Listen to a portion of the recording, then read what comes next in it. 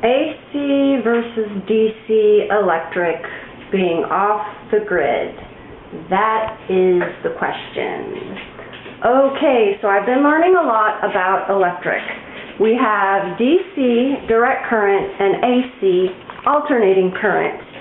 And DC current travels in a straight line, whereas AC current has a zigzagging effect back and forth. Now, there's pros and cons to each one. I will likely use a system that integrates both DC and AC electric. I would really prefer a system that is straight up DC though. The thing with DC is it does not travel long distances very well. However, what can help it travel along better is a thicker diameter wire, and there's something in that carrying more energy that just kind of helps push the electric along, I guess.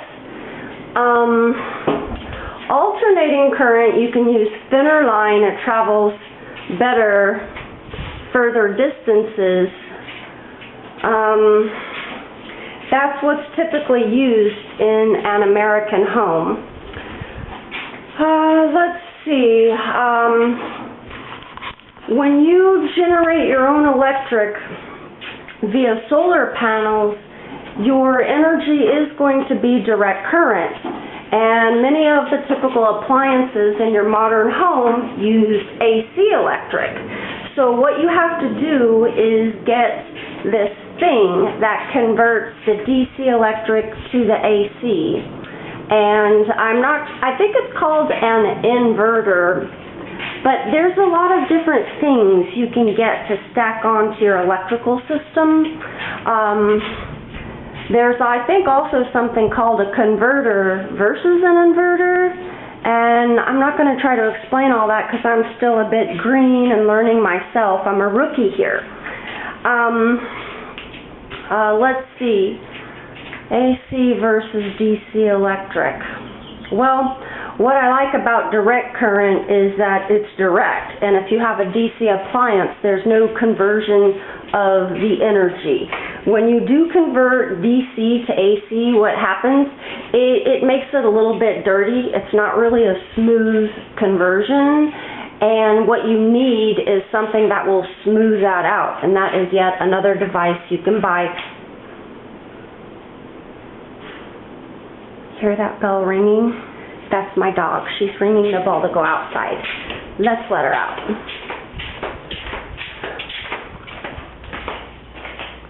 You rang, darling? I appreciate you ringing to go out like that. Here you go, sweetie. Knock yourself out. Have a good old time. Come back when you're ready. Whoops. I'm doing a video on DC versus AC, Wishbone, so I'm going to have to carry on while you do your business. I'll see you soon. Okay. I taught her to ring a bell to go out. That helps me out a lot. I wish I could teach her to bark, though, because sometimes I don't hear the bell if I'm in the back of the house and there's music going especially. Okay, so when you convert DC to AC, it's not real clean, okay? And it produces something called square wave, and you can buy something that smooths it out into a sine wave. Do know that all electronics run on DC, and they have a built-in mechanism that converts AC electric into DC. So what happens here? Anyway, when you keep converting the energy, you lose some energy in the process. Like these inverters that convert the energy, they themselves use energy, even when they're not converting any electric.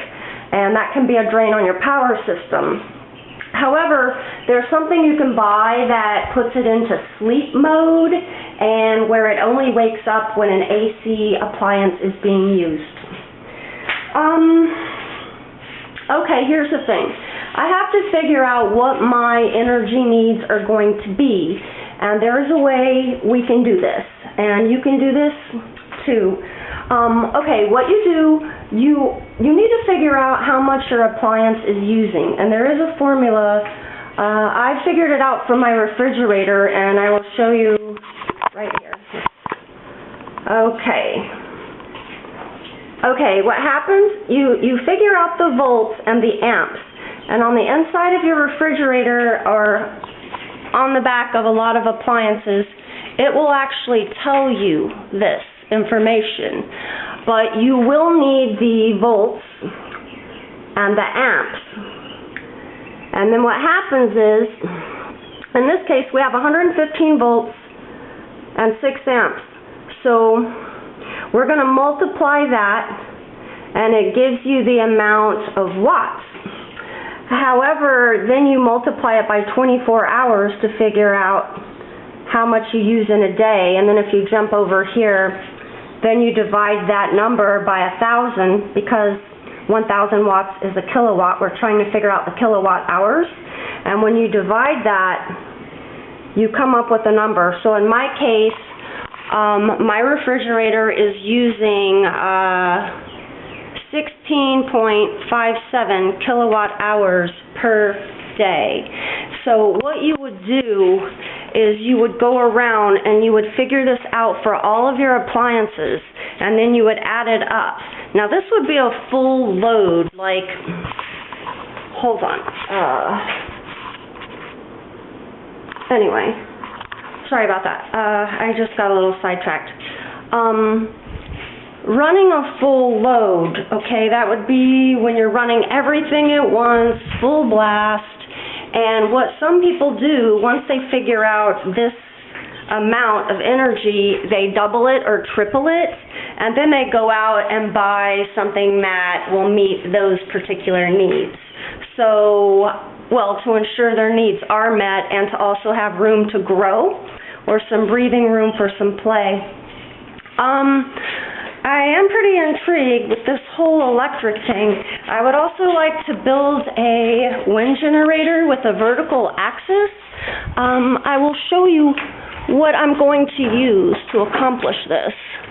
Okay, I have this motor, alternating current motor, I think, or it's like an alternator, from a ceiling fan I took down from my woman cave, and I have been informed I can make a wind generator with this.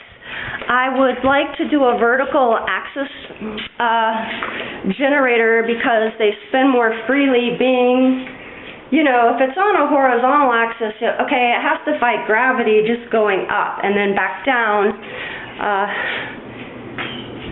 You know, so vertical axis makes sense. And I would like to do something sculptural. I have this tulip-like design as a flower where it could spin regardless of which way the wind is coming from. Also, this generator I have, this motor, it's supposed to generate electric going either direction. So that's very cool as well. I'm still learning, so if I could find an experienced person to take me under their wing, it would be helpful, so I could collaborate with someone and make this happen, because I have some creative ideas, and I'm also mechanically inclined, but I also have some limitations there. Let me show you this book I have. I'm getting ready to read this. By Nikola Tesla, The Inventions, Researches, and Writings of Nikola Tesla. And this is one of my personal heroes. Also, a friend of mine bought me this book, who actually just died and drowned very recently in the grips of a rip current out here in the Atlantic Ocean. And I'm still adjusting to that loss. But that's another video. But his legacy lives on, and the memories I have, and the friendship that will always be remembered, and he will be missed. So, meanwhile, off of the grid is something I'm striving for. Let's go outside now. I am currently on the grid in a typical American home on a cement foundation. My home is a wee bit shy of 1,300 square feet. It's way more space than I need, but I mean, I do like a spacious place. So I am going to be downsizing, going tiny house, but I'm not sure how tiny. I know for a fact I can go half of what I'm currently doing and still be comfortable. But meanwhile, I'm trying to figure out this electrical thing, and I want to be certain of what I'm going to do, how I'm going to do it before I move off grid. I would like to be prepared and know the appliances I'm going to buy. First off, I'm not going to be keeping that refrigerator, even though that is a super energy efficient refrigerator. It is not a Sunfrost. Which is far more efficient. In fact, the Sunfrost uses in 1 month what mine uses in like a day. So think about that. I'm not sure if my calculation's exact here, so forgive me if I'm wrong, but I will tell you that a Sunfrost uses about 16 kilowatt hours per month. I believe that's what the spec said on the smaller model I'm interested in. I would like to do a combination of both solar and wind. I also would like to take advantage of an updraft tower, also known as a solar chimney. That is a fantastic feature where in a solar chimney, you build it on the south side of your house where it gets maximum sun exposure throughout the year. And what happens is it heats up. You want that. And it's going to rise as heat does, just the simple law of physics. And as it rises, it's going to pull air through the house, creating a draft and working as a cooling system and creating circulation. But in addition to that, you can have a generator in the top of your tower. So as the air is rising, it is spinning the generator and creating electric. Now let's take a look on the top of my house. You can see I have these 2 roof turbines, and they're spinning like mad. They're rarely not spinning. So there is no reason those could not be generating wattage. There are people who have told me, oh bullshit, I'm out of my mind, and I just want whoopsie daisy. Okay, so we ran out of juice. We were talking about the turbines spinning on top of my roof, and I was saying that could generate electric, which it can. People have said I'm crazy, I'm out of my mind, and those people don't know what the fuck they're talking about. If it is spinning, it can generate wattage. It's going to just be a matter of how much. So get this. I go online, I do a little research, and lo and behold, they actually have turbines like what I have that do generate electric. You can go buy one right now, okay? The ones I saw were a lot bigger though. But what if we could rig up the ones I have and just see what they could do? I mean, it could be maybe as little as charging your phone, or this camera here, perhaps your laptop, maybe a simple light, especially if it's LED with a dimmer switch or something like that. So I'm confident it's possible. It's almost amusing to me at this point how many naysayers there are and people that use words like impossible and things like that. I mean, these people have no imagination whatsoever. They are certainly not the inventors of the world. They don't have a creative bone in their body, okay? And these really aren't people suited for off-grid living anyway. Some people truly are inept in more areas than one, and will forever be dependent on the system, the man, their local governing forces, their daddy, or whoever else it is. I find a great amount of comfort in knowing that I can be self-sustaining. The idea of that is not scary to me. For some reason, some people seem angry about it even, or they want to see it fail, or they believe people can't do it. There are people already doing it, and they're doing it well and living affordably as well as comfortably.